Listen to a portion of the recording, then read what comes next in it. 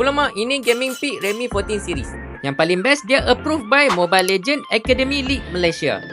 Ini dia Realme 14 5G. Dia dibina untuk hardcore gaming. And lagi satu, dia ikut tournament standard.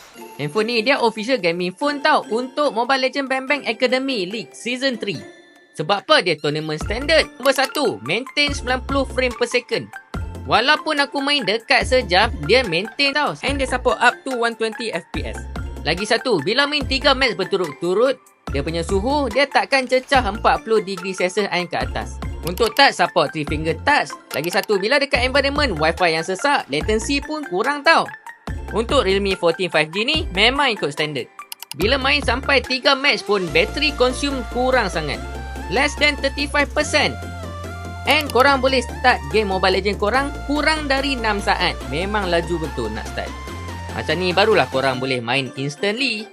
Dia juga boleh lindung mata korang tau sebab dia support AI Eye Protection. Macam ni barulah mata korang dah tak sakit dah. Untuk processor dia pakai Snapdragon 6 Gen 4 yang pertama kat dunia. And untuk AnTuTu benchmark score boleh pergi 760,000. Untuk boost lagi performance, dia support GT Boost 6000 mAh Titan battery. Lama sama-sama 6050mm2 Bionic cooling system. Macam ni barulah haba boleh spread evenly. Bukan setakat dalaman yang power, design luar pun cantik dengan mecha design. So, Realme 14 5G memang dibina untuk hardcore gamers. Dalam masa yang sama, approved by Mobile Legends Bang Bang Academy League Malaysia. Bila ada phone ni, mana tahu korang boleh jadi next pro player kat Malaysia kan?